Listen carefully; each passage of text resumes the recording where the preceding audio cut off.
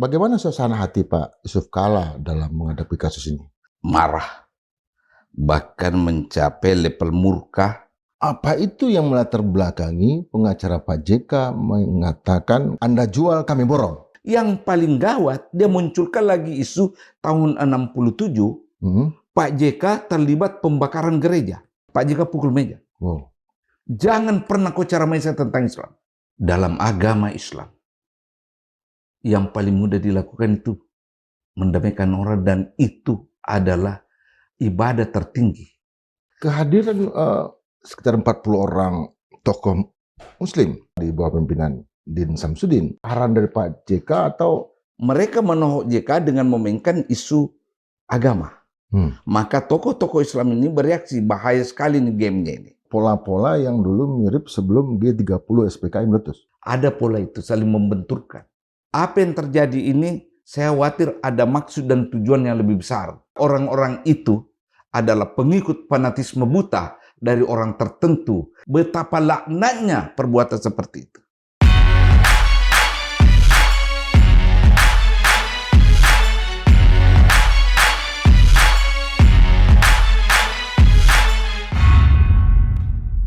Sobat Madilog, kasus yang melibatkan nama Pak Yusuf Kalla dalam kaitannya dengan ijazah Joko Widodo sekarang menggumpal menjadi pergerakan kaum intelijensia, termasuk juga ormas-ormas mengatasnamakan agama. Terjadi blok pergerakan massa, baik di kiri atau di kanan. Tapi kita tahu bahwa masalah ini muncul dari serangan yang begitu tajam yang diarahkan kepada Pak Yusuf Kalla, baik menggunakan AI ataupun lewat podcast-podcast. Nah, tentu itu dilatar belakangi oleh jangan-jangan ketidaktahuan banyak pihak terhadap sosok Yusuf Kalla, atau ada yang sedang mendesain konflik baru dalam perspektif wacana, ya, bukan konflik dalam arti massa. Atau jangan-jangan memang tujuannya untuk menciptakan konflik di tataran masyarakat. Nah, untuk meninjau bagaimana posisi Pak Yusuf Kalla hari ini, dan sekaligus juga melihat apa kontribusi Pak JK dan juga ke depannya di dalam penyelesaian konflik, kita menghadirkan seorang kolumnis dulu di majalah Forum Keadilan ketika beliau masih menjadi mahasiswa di Amerika Serikat. Sosok yang kita tahu ketika Pak Yusuf Kalla memberikan konferensi pers, seorang yang mencatat di layar televisi. Siapa beliau? Profesor Dr. Hamid Awaludin. Ya, apa kabar? Baik. Selamat datang di Madilog. Terima kasih. Mudah-mudahan datang lagi. Ya, insya Allah.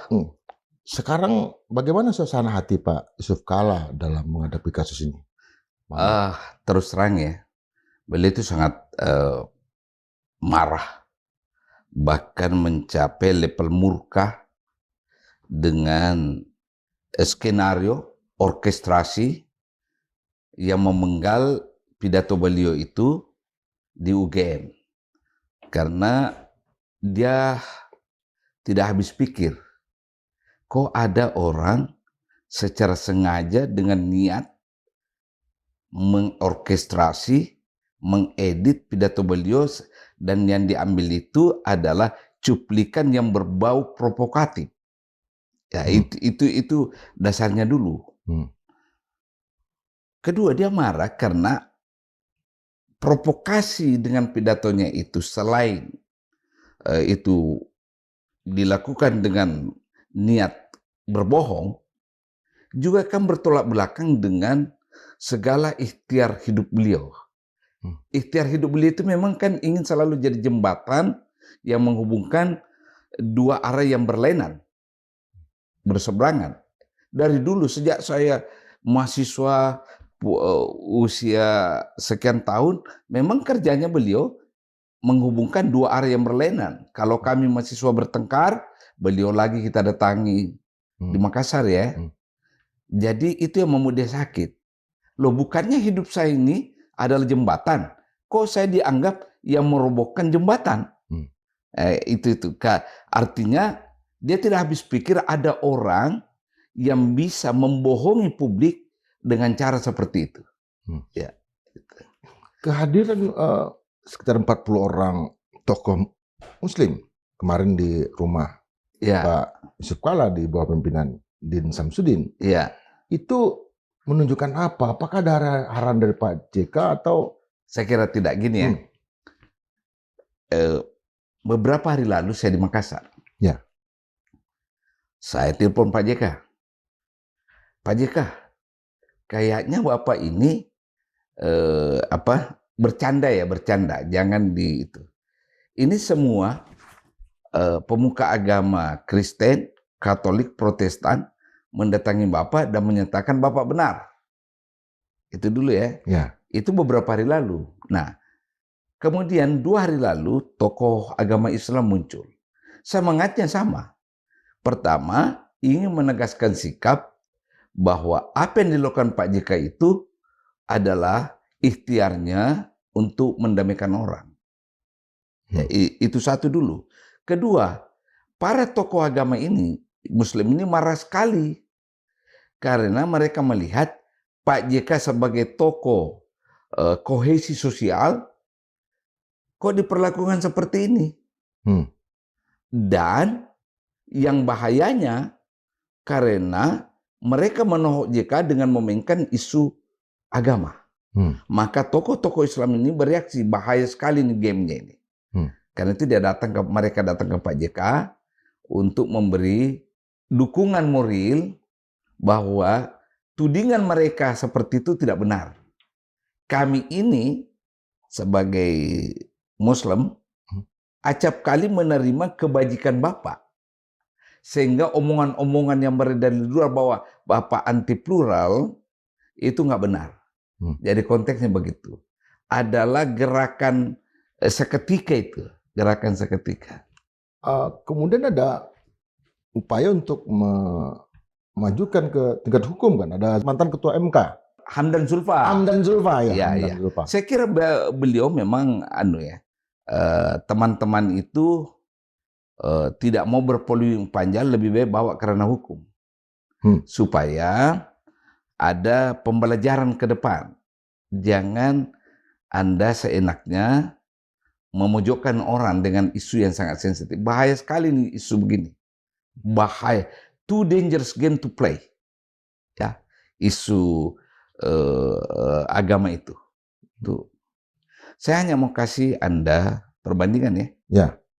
Tahun 90-an ada seorang jurnalis, penulis siapa Arswendo Atmowiloto.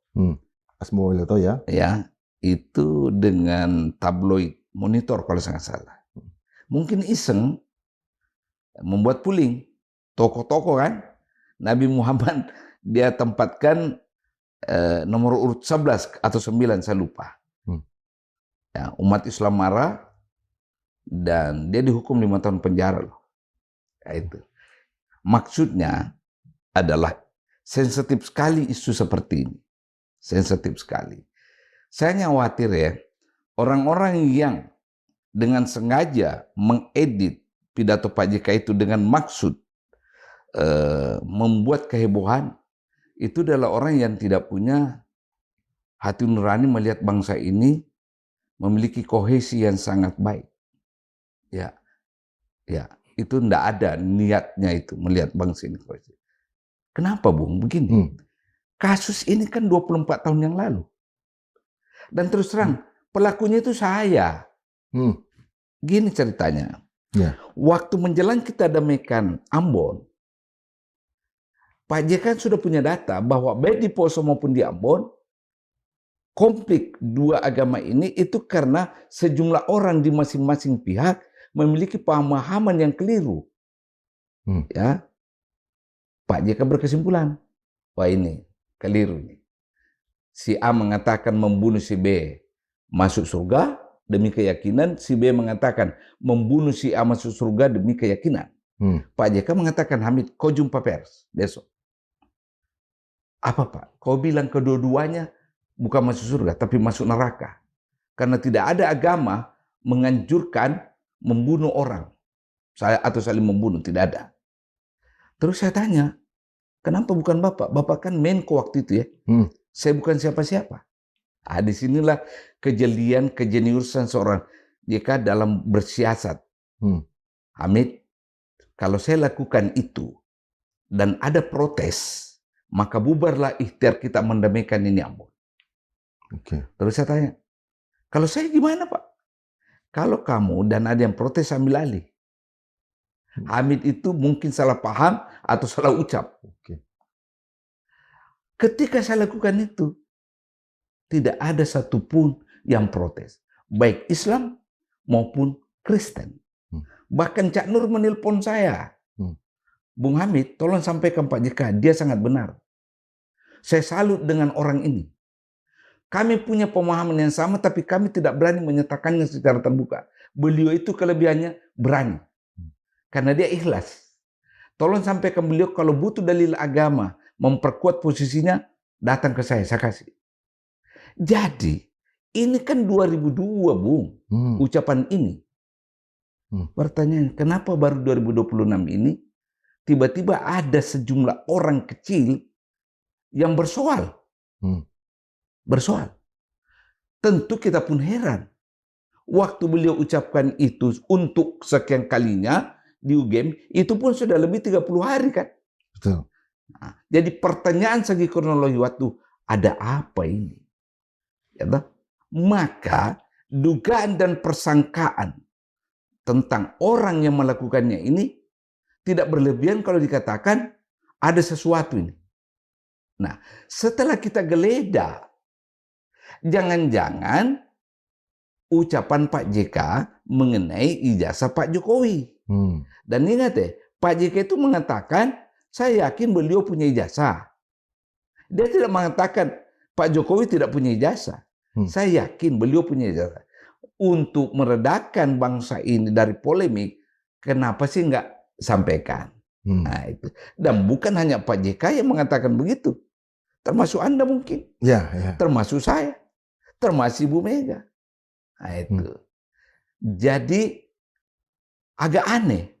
24 tahun lalu kejadiannya, lalu 30 hari setelah ucapan itu untuk kesekian kalinya dibuka, kok baru dipersoalkan di apa Cokro TV atau di mana itu? Walau alam, saya lupa. Yang mempersoalkan saudara Ade Armando. Ya tak? Itu yang jadi persoalan. Lalu bukan hanya berhenti sampai di sini. Sejumlah media sosial itu menohok lagi Pak JK dengan isu 30 triliun. Itu kalau didapat itu pidana. Membocorkan rahasia bank. Ya kan? 30 triliun itu nggak ada artinya dibanding asetnya beliau. Dan kalau ada seseorang diberi kredit oleh bank, berarti orang itu hebat. Dipercaya dong.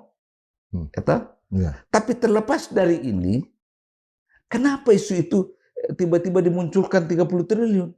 Apa artinya itu 30 triliun bagi seorang anak bangsa yang mempekerjakan orang dibanding si A, si B yang mungkin ratusan triliun dan tidak punya jejak kontribusi terhadap negeri kita. Ya kan? Ya. Di situ saya sebagai orang dekatnya Pak JK berpikir ada apa sesungguhnya ini, ya kan? Itu. Lalu muncul lagi isu Pak JK harus terima kasih ke Jokowi karena Pak Jokowi yang mengambil Pak JK sebagai wakilnya. Nah, dalam konteks inilah beliau menjawab, that's not true. Terbalik, saya membawa Pak Jokowi ke Jakarta. Itu konteksnya sebenarnya itu. Menjawab serangan di sosial media bahwa Pak JK harus berterima kasih ke Pak Jokowi. Itu. Setting acaranya waktu itu, mestinya yang banyak bicara adalah Prof. Hamid. Kenapa Pak JK akhirnya bicara lebih banyak? Oh, begini. Mungkin beliau excited ya, ingin menjelaskan kepada publik. Ya, dan karena itu beliau yang mengambil alih semua. Ya. Saya pada saat itu ingin memberi latar belakang sebenarnya seperti ini. Tapi karena beliau excited dan beliau berpikir ini domain saya menjadi objek sasaran, lebih saya jelaskan. Ya, itu konteksnya. Dengan nada emosi ya. Ya. Kalau tidak salah waktu itu sebagai Menko, presidennya Megawati. Megawati, ya. Megawati. Waktu Artinya menyelesaikan Poso dan Ambon ya. berlanjut ya. Artinya ini juga meluruskan sejarah peran Ibu Mega juga kan? Ya, jadi gini. Kenapa Pak JK terlibat Poso Dana? Dia kan Menko Kesra, membawahi pengungsi. Ya kan? Dia melihat angka pengungsi. Lalu dia berpikir, kalau hanya masalah pengungsinya kita atasi, tidak mengatasi akar persoalannya, tetap nanti ada persoalan. Dan karena itu dia mau selesaikan akar persoalannya itu konflik. Perbedaan dua pandangan karena dua posisi agama yang berbeda. Di situ sebenarnya keterlibatan beliau. Pertanyaan saya kepada semua orang yang mempersoalkan Pak JK, ya, dengan tudingan macam-macam, mulai tudingannya silpister dulu dengan orasinya di Komdak mempertentangkan pengusaha Kristen dan perusahaan Islam, sampai dengan tudingan pemikiran yang mulia Ade Armando, ya, dengan mengutip itu. Pertanyaan saya sangat sederhana. Where were you, man? Anda di mana ketika konflik ini? Apa yang Anda lakukan sebenarnya untuk merekatkan bangsa, untuk melakukan kohesi sosial terhadap anak-anak bangsa yang sedang berkonflik berdarah-darah? Anda di mana semua ketika itu? Anda lupa harga yang dibayar Pak JK tentang itu. Ya, saya kasih tahu Anda ya. Waktu kami merintis perdamaian di Ambon, kami pulang dari Ambon, di pesawat Pak JK bangunkan saya. Mid, masih ada energimu. Begitu tiba kau telepon istrimu, kau tidak pulang malam ini. Kata beliau, kita mau kemana Pak? Nggak usah kau tahu. Mendarat jam 10 atau 10.30, telepon istri Muhammad. Kita kemana Pak? Ke Kemang. Tiba di Kemang, rumahnya siapa itu? Ahmad Kala, adiknya. Di pintu ada 2 orang bersorban. Masuk lagi ada 2. Terus di meja ada 2. Laki-laki bersorban. Itu laskar jihad. Ya. Sebelah Pak JK duduk di tengah. Sebelah kirinya itu Pak Ahmad Kala, sebelah kanannya saya. Di depannya 2 juru runding. Pak JK mengatakan, saudara-saudara, saya capek sekali. Bolak-balik. Saya mau damaikan Ambon. Saya tidak mau ada darah menetes. Saya mau kedua belah pihak duduk bersama dan bertukar dalam social exchange. Terus satu di antara juru bicara itu mengatakan, Pak, mendamaikan itu gampang, Pak. Tapi Bapak tidak mengerti aspirasi Islam. Begitu orang itu mengatakan tidak mengerti aspirasi Islam, Pak JK pukul meja. Jangan pernah kau ceramai saya tentang Islam. Berapa anak yatim kau pelihara? Berapa masjid kau bangun?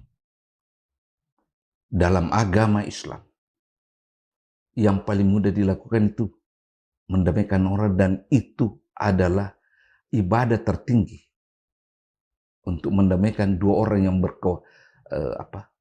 konflik. Tolong ya, jangan kau ceramai saya. Saya ingin beritahu Anda ya. Mereka kan tidak mau ikut perdamaian ini. Ya. Pak JK bilang, saya tidak peduli Anda mau ikut perdamaian atau tidak, saya mau damaikan Ambon. Ya, tidak boleh ada darah menetes karena perbedaan agama. Kata beliau ya. Ya. Oke, saya capek, saya mau pulang. Pulang. Saya pikir Bapak ini moodnya tuh mood marah. Waktu pamit dengan orang itu, jabat tangan, senyum, pulang. Subuh hari Pak JK telepon saya. Hamid, akhirnya mereka mau damai. Oke. Maksud saya begini, Bu. Di mana Anda dapat orang yang memiliki determinasi seperti ini? Dalam situasi chaos. Ya. Dan ketika kita damai, Bung, pasukan Laskar Jihad kan harus dipulangkan. Dari Ambon kan? Ya. Ke Jawa. Pak JK lakukan lagi, kirim kapalnya. Mengangkut. Ya, dan ingat, mallnya itu dibom di Makassar. Ya. Oleh orang Islam. Dan showroomnya dibom. Karena dianggap berpihak ke Kristen. Dengan kronologi cerita seperti ini, tega nggak Anda mau tuding seorang Yusuf Kalla anti kemajemukan? Tega nggak Anda sebagai orang yang beragama, apapun agama Anda, menuding orang, ya, mengadu domba orang lain karena agama? Kalau saya tidak tega, ada hati nurani saya. Orang baik begitu, Anda tuding dengan provokasi dan agitasi. Betapa laknatnya perbuatan seperti itu. Ya. Apa itu yang melatar belakangi pengacara Pak JK mengatakan kalimat seperti ini? Apa Anda jual, kami borong? Ya, bisa saja. Bisa saja. Saya belum pernah ketemu pengacaranya. Oke, itu yang kita tangkap. Ya, bisa jadi, bisa jadi. Karena mereka paham siapa Pak JK soal kohesi sosial. Siapa seorang Yusuf Kalla tentang kemajemukan. Ya kan? Yang paling gawat, dia munculkan lagi isu tahun 67, Pak JK terlibat pembakaran gereja. That's not true. Cerita yang sesungguhnya adalah ada seorang dari beragama non-Muslim, ya, itu membakar kertas, kemudian ada anak yang melihatnya, yang mengatakan membakar Quran. Anak ini melapor ke ayahnya. Ada orang yang membakar Quran. Isu itu mengalir malam. Pak JK sebagai ketua HMI cabang Makassar mendatangi Pangdam waktu itu, Pak Solihin, GP. Oke. Pak Solihin minta Pak JK segera menemui Gubernur Ahmad Lamo. Datanglah Pak JK pagi-pagi agar segera mengambil langkah bertemu dengan semua ini sebelum kekerasan ini merebak. Ahmad Lamo di mobilnya ingin ke daerah. Dia bilang hari Senin kita bicarakan. Ya, Ahmad Lamo gubernur ke daerah, Pak JK ke kampungnya di Bode. Tiba di kampungnya terjadilah ini amuk sosial kan. Jadi Pak JK pulang. Lalu Pak JK diinterogasi berjam-jam. Pak JK bilang, jangan persoalkan saya. Tanya panglimamu. Tanya panglimamu. Kan saya lapor ke Pangdam. Solihin GP waktu itu. Ya kan? Nah itu. Jadi sekali lagi, ya, mereka bermaksud menyerang Pak JK dengan data yang dibuat-buat. Tidak benar itu cerita. Tidak benar. Kalau Pak JK lakukan itu semua, maka umat Kristen, Katolik atau Protestan di Makassar tentu tidak bersahabat dengan Pak JK kan? Ya. Buktinya dari dulu sampai sekarang mereka berteman, para pendeta dan sebagainya. Ya, kembali ketika kita mau Ambon ya. Ya. Pak JK ingin ke daerah Kristen. Memberitahu gubernur almarhum Saleh Latu Konsina. Saleh Latu Konsina datang ke saya. Pak Hamid, tolong sampaikan Pak Menko jangan ke sana. Kita ini orang Islam sudah 6 bulan tidak bisa masuk ke situ, itu bahaya sekali. Saya sampaikan Pak JK, Hamid, harus kita datang. apapun resikonya, kita harus tunjukkan bahwa negara tidak boleh kalah di dalam ikhtiar mendamaikan orang, rakyatnya. Saya ini Menko Hamid, saya mewakili negara. Kita berangkat. Lalu ada lagi dari pihak keamanan, kalau begitu sebelum Pak Menko berangkat ke sana, kita kirim penembak mahir dulu. Tidak, saya nggak butuh itu. Nanti dipikir saya takut dan tidak ikhlas. Bargain ketiga, kalau begitu Pak, kita kirim mobil pengaman. Enggak, cukup 2 mobil, mobil Kijang. Saya ikut di mobilnya beliau, ajudan itu namanya Yogi, dan ada lagi satu mayor jenderal polisi, Simatupang. Kita masuk. Ya. Pak JK bilang, Yogi, kamu ada pelor? Ada Pak. Berapa? 5 atau 6 waktu itu. Ya cukuplah itu mengamankan kita. Nah, kita masuk di daerah Kristen, tahu nggak tertulis apa? Ada di sebuah pamflet itu. Semua boleh masuk kecuali orang Islam dan anjing gila. Saya ingat sekali saya ginikan Pak JK, Pak baca itu. Sudahlah Hamid. Kenapa mesti takut yang begituan? Kita mau damaikan orang. Niatnya baik. Nah, kita tiba di rumah seorang pastor. Ya. Saya lupa namanya. Beliau tidur siang. Pembantunya mengatakan kita bangunkan. Jangan. Silahkan dia tidur dulu. Baru dia 1 jam kemudian baru dia bangun. Luar biasa rasa sesalnya karena membuat Pak Menko duduk lebih sejam menunggunya. Begitu beliau bangun, aduh Pak Menko, saya bersalah. Saya siap mengikuti apa keinginan Bapak. Apa aja kan masih sempat bercanda ke saya. Inilah harga menunggu lebih 1 jam. Jadi maksud saya, rentetan cerita-cerita ini, adik-adik kita dari GAMK itu tidak tahu bahwa proses mendamaikan orang itu taruhannya nyawa. Jangan dianggap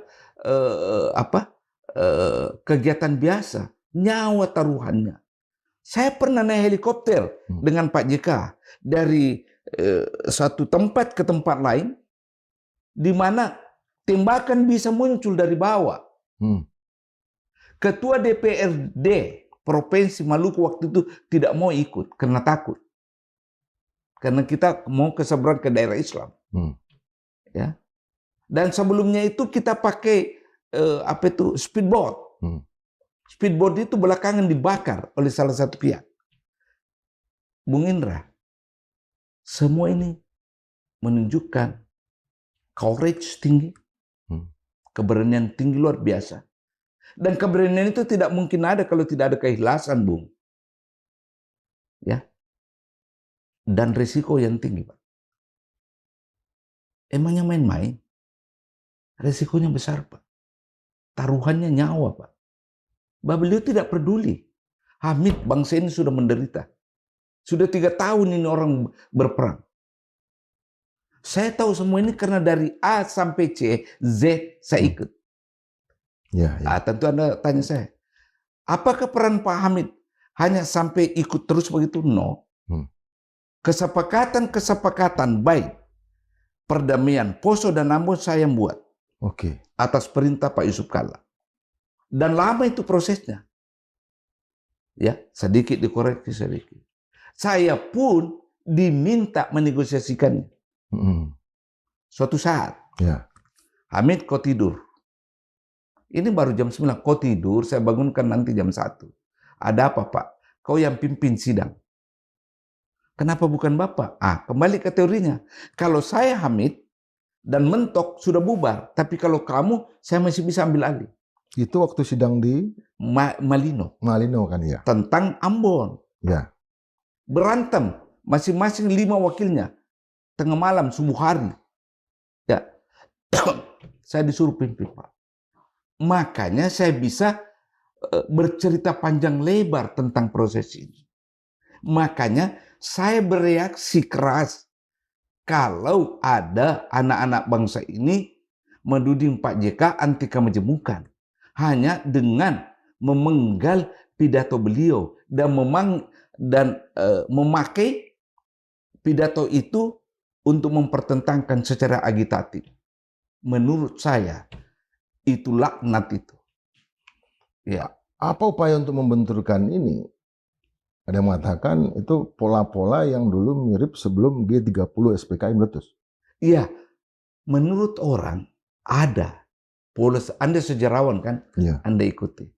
Ada pola itu saling membenturkan. Ya. Kata para ahli sejarah.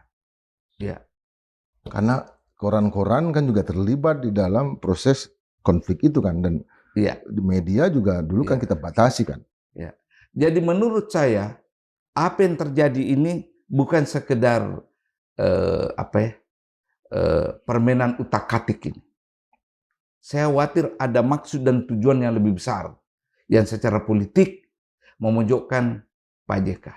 Apakah orang-orang itu adalah pengikut fanatisme buta dari orang tertentu yang dia idolakan atau apa, wallahu a'lam bishawab.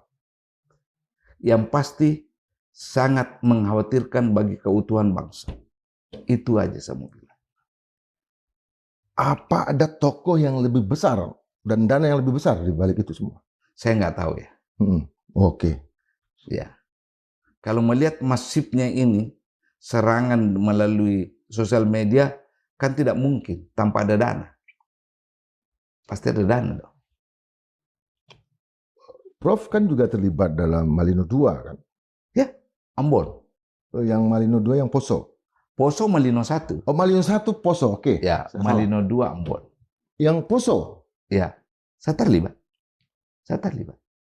Kita tahu dulu kan Jafar Umar Talib, ya, waktu Presiden Gus Dur kan sempat keliling istana, membawa pasukannya, membawa pedang. Artinya di era Gus Dur, begini ya. Saya mau ceritakan. Kasus Poso dan Ambon bukan hanya melibatkan soal agama. Oke. Ada soal irasional juga itu. Mistik. Percaya atau tidak? Jadi waktu di Poso ada pasukan dari pihak Kristen bernama Kalelawar. Dipimpin oleh Tibo. Ada tokohnya itu dukun perempuan. Kalau dia menyerang, dia membawa tapih. Itu yang bulat itu untuk beras ya. Yang untuk beras. Sambil lari komat kamit dan mereka percaya bahwa itu adalah jalan kebal. Pelor tidak tembus. Itu kan mistik ya. Sebaliknya di Islam, ada namanya Syekh Saleh Al-Habsyi atau siapa saya lupa. Membawa ranting rotan. Satu kali kibas bisa 30-an orang meninggal. Dan katanya juga kebal. Jadi ada itu cerita. Di Ambon juga sama. Kelompok Islam, ya, mistiknya itu kalau habis dimandikan dengan air dari sungai tertentu, dia kebal. Ya, begitu juga saudara-saudara kita dari Kristen. Saya sampaikan ke Pak JK, Pak, ini ada fenomena. Tahu nggak jawaban beliau? Sangat rasional kan? Ya. Hamid, sudahlah. Yang mau percaya, percaya saja. Yang tidak mau, jangan percaya. Misi saya, Hamid, hanya satu. Bagaimana mendamaikan orang yang sedang bertikai. Bagaimana darah berhenti. Bagaimana ibu-ibu tidak kehilangan putra-putri terbaiknya. Itu saja. Itu urusan begitu. Ini kan orang dua kelompok berperang, Hamid. Tentu masing-masing punya strategi dan taktik. Itu kan taktik yang dipakai untuk saling menggertak dan menakuti. Dan itu taktik untuk mendorong para pengikutnya untuk tidak berani, untuk tidak takut mati. Ya, dia kan sangat rasional ini orang. Ya. Karena itu dianggap bahwa itu taktik. Dia nggak peduli benar tidaknya itu cerita. Ini ada menghancurkan logika mistika di wilayah konflik ya. Itu luar biasa. Ya, dia hanya bilang, Hamid, sudahlah. Ini kan dua kelompok yang berlawanan. Tentu masing-masing punya strategi, masing-masing punya taktik untuk menaklukkan lawan dan memenangkan diri. Anggap saya itu taktik kedua belah pihak. Untuk strategi yang sekarang hari ini, sampai sejauh mana nanti? Sampai ujung mana Pak JK akan mempersoalkan ini di sisi hukum? Oh, saya kira harus. Karena beliau kan selalu mengatakan bahwa isu yang sangat sensitif harus penyelesaiannya hukum. Kalau tidak ada penjerahan. Gitu. Ya. Itu pula lah sebabnya mengapa kasusnya Silvister, ya, beliau selalu mengatakan, saya maafkan Silvister. Tapi proses hukumnya kan negara yang punya domain, jurisdiksi negara kan. Kenapa? Karena dia bilang bahaya sekali negeri ini kalau isu sensitif dibiarkan tanpa proses hukum. Artinya Silvister ini hilang juga karena digugat oleh Pak JK ya? Siapa itu? Silvister ini menjadi hilang karena ada gugatan dari Pak JK. Karena ya, betul. Dan sudah ada putusan Mahkamah Agung. Oke. Jangan salah. Apa putusannya? Ya. Apa putusannya? Dia harus dihukum kan? 1 tahun 6 bulan kalau saya nggak salah. Iya, dia melarikan diri karena itu ya. Putusan itu 2019. Sekarang sudah 2025, 6. Ya. Dia sangat tidak bisa menerima kalau masalah agama dipertentangkan. Ya. Saya tahu beliau sejak saya mahasiswa. Saya sudah 40 tahun mengenal beliau ya. Kita aja kalau ada pemilihan ketua senat antara Yaman dan Nangkala konflik kan, dua-dua datang lagi ke Pak JK. Sama-sama dapat ini ya. Sama-sama kita dikasih amplop. Ya, berhenti berkelahi. Istilah itu berhenti berkelahi. Begitu juga di HMI. Ada ketua cabang terpilih, ada yang kalah berantem lagi kan, larinya lagi ke Pak JK. Ya, dua-duanya diurus. Dua-duanya diurus. Tidak peduli dia, dua-duanya diurus. Ya. Terakhir nih Prof. Apa pesan Prof terhadap terutama para pelaku di wilayah hukum, baik polisi, pengacara, penyidik dalam menyelesaikan kasus ini? Ya, harus profesional.